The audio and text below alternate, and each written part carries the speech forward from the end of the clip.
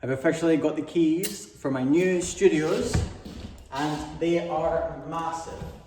So I've recently gone full time in my creative practice, which is great, but how do I actually make a living doing that? Well, this is the fourth and final part in my 4-part series breaking down how I make a living as a full-time artist. Part 1 was about selling at makers markets. Part 2 covered my first year on Patreon. Part 3 was about selling online. And this week I'm talking about setting up your own art studios.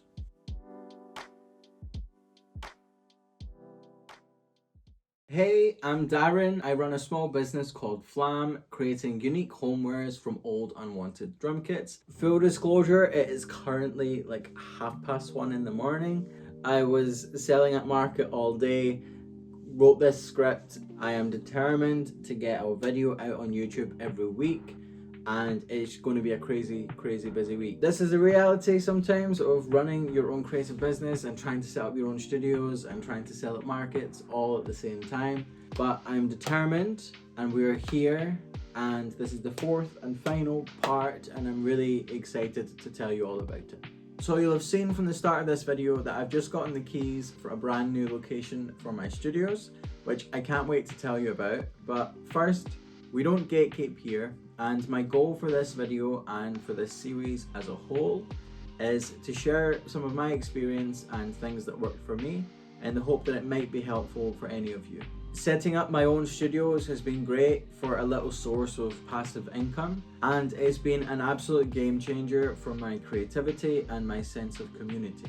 It's also helped me integrate into my city's creative industries in a way that otherwise would have felt unachievable. In this video, I'll run down how I got to this point, I'll detail each step along the way, and then I'll circle back to that beautiful new location and what I have planned for it. So Flam started in 2020 from very small, unexpected beginnings on Instagram. I moved flats like 3 times in that first year, so it was mostly a case of trying to fit drum kits in amongst my belongings. I would be sanding and painting and polishing in my tiny flat, and I would have to move all of my furniture into one corner every couple of weeks just to be able to take photographs. I've gone into a bit more detail on some of these early home studio stories on my Patreon if interested, but suffice it to say it was all a bit of an improvised mess and featured a lot of cardboard forts. Towards the end of my first year, it was becoming clear that I needed more space to continue growing my business. For example, this is a video of my bedroom in one of the tiny, awful flat shares I lived in at the time. Every inch of the room and bed is covered in drums, and I would lean out of that window at the back to saw and sand.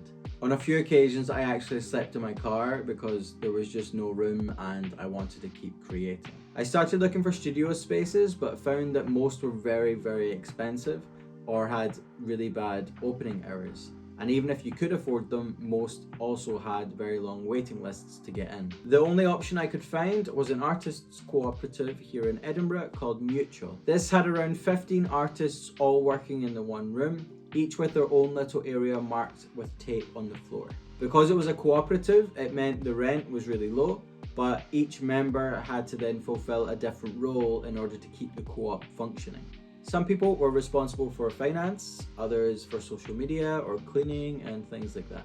On January 1st, 2022, I got my first ever studio space as a Mutual member, and I was assigned a role within the applications team responsible for filling empty spaces and dealing with inquiries from prospective members. Pretty much everyone else at that studio was a traditional artist and went to art school, and there I was, a music grad that was just upcycling old drum kits. So it was a little bit daunting at first, but everyone was so nice and welcoming, and I made a bunch of friends that I still have to this day. So that space was good, but drum kits are very bulky, and soon I was running out of space again. I was in that space for around a year and then decided to take a second space in Mutual, one that had been empty for a little while, and I spruced that one up, made it a new workspace, and my original one became this kind of storage cube that had all of my materials. Within 6 months, I was outgrowing even this setup, and at the same time, the cooperative element of the studios was becoming a little bit tedious, if I'm honest. When you've got 15 artists with shared ownership and shared responsibility for a space,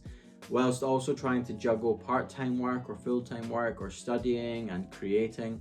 It becomes a little bit like trying to herd cats. So many of the responsibilities were often left to a small handful of people, myself included. This made me think, okay, well, if I need more space and I'm already taking on extra work to keep this shared studio afloat, why don't I just open up my own? So in September 2023, I took the leap and I got the keys for my very own studio. The room was a former classroom inside a 100-year-old Art Deco high school.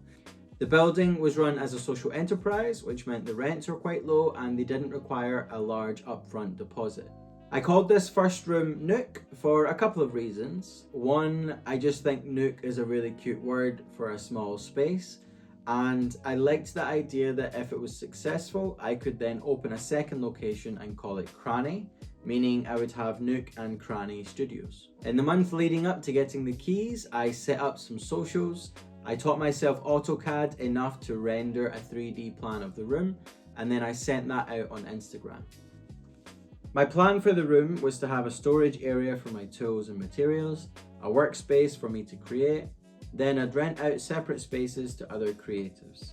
I knew firsthand how difficult it was to find an affordable studio in Edinburgh, so I tried to price it to meet that exact need. My floor plan allowed for 4 creatives to join me, and their rental would cover the whole rental for the room.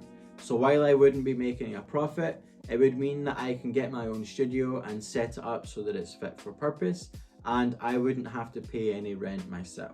Having witnessed the difficulties that the shared ownership model can have, Nuke was simply run by me, which meant the creatives can use their space for whatever they want, 24/7, all bills, all admin included. Immediately, Nuke was in demand and all 4 spaces were filled before I even got the keys. It took around 2 weeks for me to build the room as I wanted, and on the 10th of October, Nuke launched.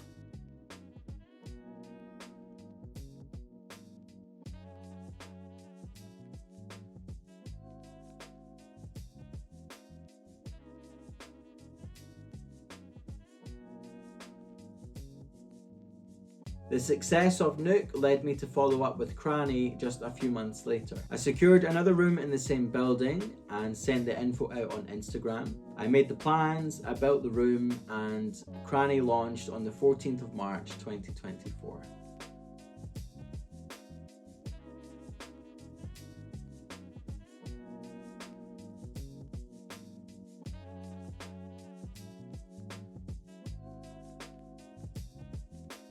Cranny offered spaces to a further 9 creatives, which meant we would be able to have a more diverse group with different practices, and financially it meant if I could fill both rooms, I would be able to have a little bit of passive income. This allows me some creative freedom in my own work because I'm not having to chase sales to cover all of my bills. Gradually, lots of lovely creatives joined our group, and at our fullest, we housed 16 diverse creatives, including painters, product designers, fashion designers, illustrators, printmakers, jewellery makers, multidisciplinary artists, and amazing small businesses both emerging and established.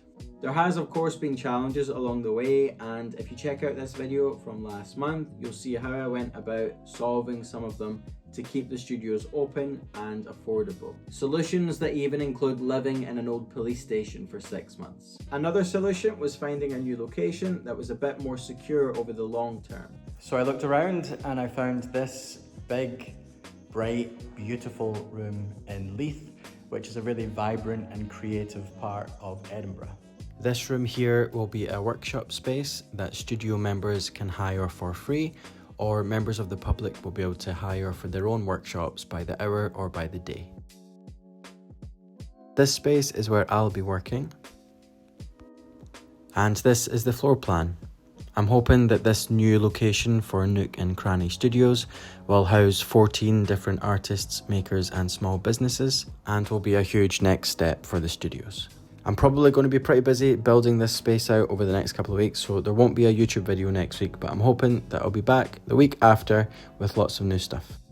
You can shop my work at flamhomewares.com. You can follow my work at flam_homewares on Instagram, or you can follow my studios at nuke.and.cranny.studios. And lastly, you can join my Patreon club at patreon.com/flamtap.